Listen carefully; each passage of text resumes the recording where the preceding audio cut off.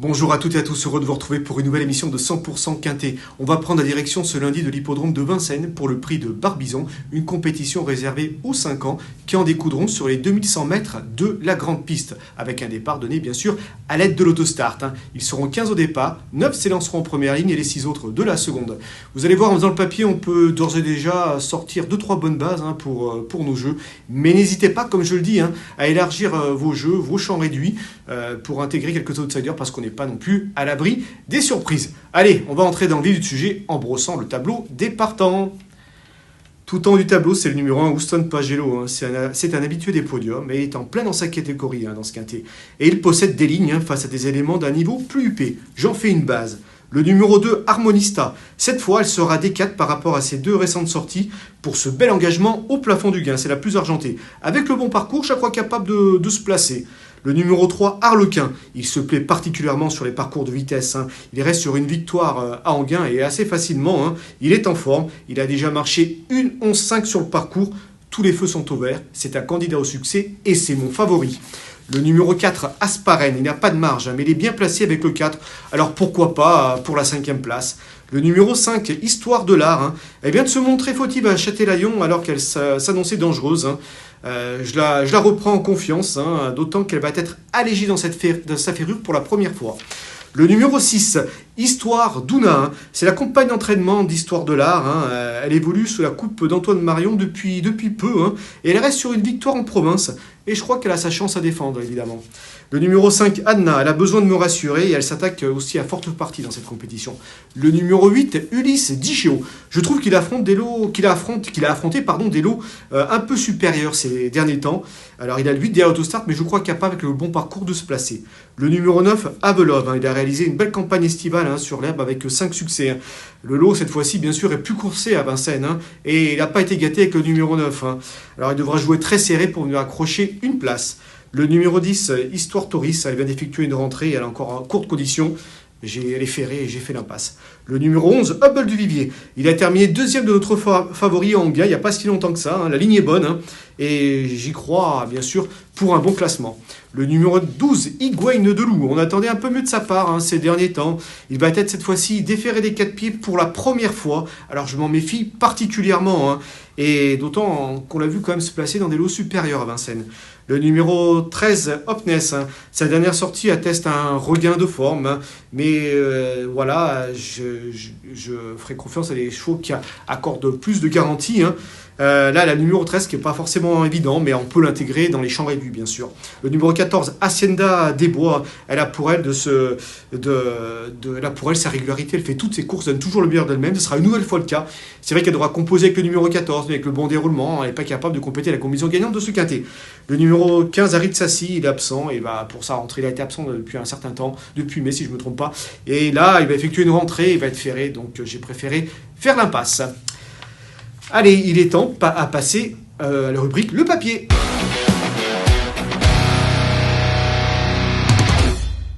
Allez, tout au long de ma sélection, j'ai placé le numéro 3, c'est Harlequin. Il aborde cet engagement vraiment dans les meilleures conditions. Il vient de s'imposer vraiment avec de la marge à Anguin. D'ailleurs, on a une course référence à vous proposer. C'était sur les 2100 mètres, 150 mètres de la piste. C'était une épreuve de vitesse. Il est venu prendre la tête. Une fois qu'il a pris la tête, c'était facile pour lui. Il s'imposait facilement. Regardez bien ces images. Il n'est même pas sollicité outre mesure par son partenaire. Il était laissé cueillir un succès vraiment très très facile. Ça prouve sa forme. Il y a Hubble du Vivier dans cette même épreuve qui terminait deuxième, c'est l'épreuve de référence. Hubble de Vivier avait pisté durant le parcours et il avait bien terminé, bien sûr, il avait bien tenu sa partie jusqu'au bout sans pouvoir inquiéter l'intouchable lauréat. Mais c'est une ligne qui est très très bonne également pour Hubble de Vivier. Donc comme je le disais, Harlequin s'est imposé vraiment facilement. Cette fois-ci, il a déjà couru à plusieurs reprises, déféré des postérieurs et plaqué des antérieurs, comme lors de son succès. Et il va être une nouvelle fois présenté d'épée et plaqué des antérieurs. Donc c'est plutôt un bon signe. Et sachez que sur les parcours de vitesse, il se plaît particulièrement sur les parcours réduits, sur les parcours allant de 2100 à 2175 mètres. Il a couru à 4 reprises depuis son début de carrière. pour autant de victoires. 4 sorties, 4 succès, c'est du 100% de réussite à la gagne. Il se plaît sur les parcours de vitesse, c'est pour cette raison que je l'ai placé en tête de ma sélection. Là, il retrouve un parcours de vitesse. Sur ce parcours de vitesse, 2100 mètres de la grande piste à Vincennes, il a gagné en 1:11.5, ce qui n'est pas rien, quand même, 1:11.5. Il n'aurait qu'à répéter un tel chrono pour jouer la gagne, tout simplement. Ils sont peu à être descendus sous la barre des 12 dans cette compétition. Moi, j'y crois beaucoup. C'est un élément pour moi qui est en retard de gain. Il a couru qu'à 16 reprises à ce jour. Il a encore de la marge. Il est bien passé derrière les ailes de l'autostart et j'y crois pour jouer un rôle actif à l'arrivée. J'en fais un candidat au succès. Pour moi, c'est le cheval à battre. C'est un favori tout indiqué dans cette épreuve. Alors, qui pour lui barrer le chemin du succès ou au moins lui donner la réplique, lui donner du fil à retordre, je pense au numéro 1, Houston Pagello. Alors, Houston Pagello, je ne vais pas le juger sur sa récente disqualification en gain, mais le coup d'avant, il terminait quand même 3e de Benvenuto et de Barolo Rock à Anguin. 2 éléments qui lui viendraient une première chance dans cette épreuve. Vous les mettez là, la ligne est vraiment très très bonne. Et lors de son antépénultième sortie, il terminait 2e d'Hacker Lover. Il était battu avec les honneurs par Hacker Lover à Anguin. Hacker Lover qui reste sur 2 victoires. La ligne est vraiment bonne. Vous prenez le Hacker Lover, vous le mettez dans cette épreuve, il détient une première chance. Donc ce sont des lignes quand même en béton, j'ai envie de dire, assez parlantes. Et il apprécie également les parcours de vitesse. Sachez que sur ce parcours de vitesse, il terminait 2e à Vincennes, sur ces 2100 mètres de la grande piste, en marchant 1:11.3. C'est simple, c'est le plus rapide de l'os sur ces 2100 mètres de la grande piste. En répétant ce chrono, il a le droit de gagner, évidemment. Voilà, donc il ne faudra pas qu'il se fasse piéger avec son numéro 1, c'est un peu ma crainte. Mais j'y crois beaucoup, pour moi il fait partie des bases avec Harlequin dans cette épreuve. J'ai placé en 3e position Higuain de Loup, je tente un petit coup de poker, ce sera un outsider séduisant dans cette épreuve. C'est vrai que, comme je le disais en préambule, il m'a un petit peu déçu ces derniers temps, notamment lors de son avant-dernière sortie où il était mené par Jean-Michel Bazir. C'est vrai qu'il n'est pas facile aussi au départ, où il concède du terrain sur foot. Mais quand même, c'est un élément qui a quand même des lignes à Vincennes. On l'a vu terminer 3e de Hold Up Durané et également Is Lovely Beaufort. C'était l'hiver dernier à Vincennes, dans un lot un peu supérieur. On l'a vu également terminer pas loin de Olerolov. Olerolov qui a gagné sa course à Anguin il n'y a pas si longtemps que ça. Donc j'ai envie de dire que la ligne et les lignes sont plutôt bonnes, c'est une ligne indirecte, et puis il va peut-être cette fois-ci déférer des 4 pieds. C'est ce qui m'a incité à le retenir en 3e position. Moi j'y crois beaucoup, je crois qu'il est capable de se réhabiliter. Alors ça va être tout ou rien, bien sûr, il ne faut pas qu'il fasse de bêtises au départ. Il y a le numéro 12, c'est un peu aussi une crainte, parce que bon, peut-être en venant de l'arrière, c'est pas plus mal non plus. Il y a du pour et du contre, comme on peut le constater. Mais déférer des 4 pieds, seulement à 5 ans et déférer des 4 pieds, je crois capable de réaliser une grande performance. Alors, peut-être pas pour gagner, j'ai mis quand même aussi quelques réserves, mais être dans les 3-4, c'est possible, c'est pour ça que je l'ai retenu en bon rang. Je vous invite vraiment à vous en méfier particulièrement. En 4e position, j'ai placé le numéro 5, c'est Histoire de l'Art. Antoine Marion a déclaré dans nos colonnes que si elle ne s'était pas montré fautif dernièrement à Châtelaillon, elle aurait pris la 1e ou la 2e place. C'est quand même assez parlant. C'est une jument qui a des moyens. Elle a battu quand même Okaïda à Vincennes, mais la ligne est plutôt intéressante parce que Okaïda a gagné à Anguin dernièrement, c'est au mois de juillet, face à Ulysse Digéo qui court cette épreuve justement, ou encore à Siednin des Bois. Il y avait également cette épreuve Art of Glass. Okaïda battait de tels chevaux, donc la ligne est plutôt intéressante, j'ai envie de dire. Et c'est une jument qui a l'habitude de courir d'épée, mais là elle va être d'épée, mais également plaquée des antérieurs pour la première fois. Elle va être allégée dans sa ferrure. Donc j'y crois, je pense qu'elle est capable encore de franchir un petit cap, de donner encore le meilleur d'elle-même, de gagner encore peut-être quelques précieux dixièmes, sait-on jamais. Elle est bien placée derrière les ailes de l'autostart, elle a Eric Raffin au sulky, et j'y crois, je la crois capable de jouer un bon rôle à l'arrivée. Elle peut se placer, prendre une 3e, 4e place, donc j'y crois. En 5e position, j'ai placé Hubble du Vivier. Sa dernière course avait pour but de l'amener sûrement au mieux pour cette tentative, et il était ferré.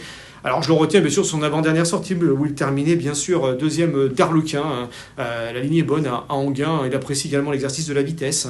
Il a le numéro 11, c'est pas forcément un cadeau, bien évidemment, il faut compter sur un bon déroulement, mais le cheval est en forme. Et avec le bon déroulement, je crois capable d'être 3-4 dans cette épreuve, évidemment. En 6e position, j'ai placé Histoire d'Una. Elle vient de prouver sa forme à Châtelaillon en gagnant. Avec le bon déroulement, elle a le droit, elle aussi, de se placer. Elle tient une chance des plus régulières pour les places. Alors, gagner sera peut-être un peu dur, mais quand même, être dans les 3, 4, 5 premiers, peut-être plutôt 4, 5e, j'y crois, avec Mathieu Abrivard. C'est une belle possibilité. J'ai placé en 7e position, c'est Ulysse Digéo. C'est un élément qui a affronté pour moi des meilleurs lots. Voilà, pour vous donner une ligne, l'hiver dernier, à Vincennes, il terminait 3e d'Hamlet du Vivier et de Houston Pagello. Alors, Maître de Vivier, on l'a vu gagner à Anguin en costaud il n'y a pas si longtemps que ça, avec un certain brio. Hein. Et Houston Pagello, c'est fait partie des bases de cette épreuve, donc la ligne est plutôt bonne. Avec le bon déroulement, alors il faudra bénéficier avec le numéro 8 vraiment du bon déroulement. Hein. Mais si tel est le cas, attention à lui. Hein. Je le crois capable d'être 4-5e dans cette épreuve, et pourquoi peut-être pas mieux, sait-on jamais. Hein. Et en 8e position, j'ai placé Hacienda des Bois. Comme je le disais en préambule, c'est une jument vraiment qui donne toujours le meilleur d'elle-même. Elle va être menée par Gabi Gelormini. Ça va pas être simple que le numéro 14. Il faut que tout se passe bien, comme vous allez me dire, comme pour pas mal de concurrents du lot. Il faut quand même avoir le bon déroulement. Mais si c'est le cas, je crois capable encore une nouvelle fois d'être à l'arrivée. Hein. Donc je vous invite vraiment à la retenir en bon rang. Allez, il est temps de récapituler ma sélection dans la rubrique Notre choix.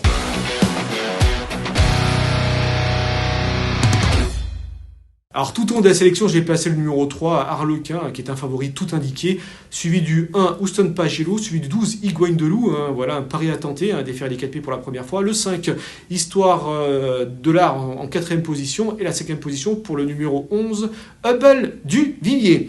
Comme conseil de jeu, je vous recommande le numéro 502 Jingle Dello, toujours à Vincennes. Alors, c'est vrai que c'est pas un cheval simple, il reste sur une disqualification, même sur 3 disqualifications. Et dernièrement, en gain, après sa disqualification, c'était la note en retrait. Voilà, il aurait qu'à se montrer sage pour se réhabiliter. J'en fais un candidat au podium. S'il trotte d'un bout à l'autre du parcours, je crois capable de jouer vraiment un bon rôle à l'arrivée. Eh bien, écoutez, laissez-moi vous remercier pour votre fidélité. Et je vous dis à très bientôt pour une nouvelle émission de 100% Quintet.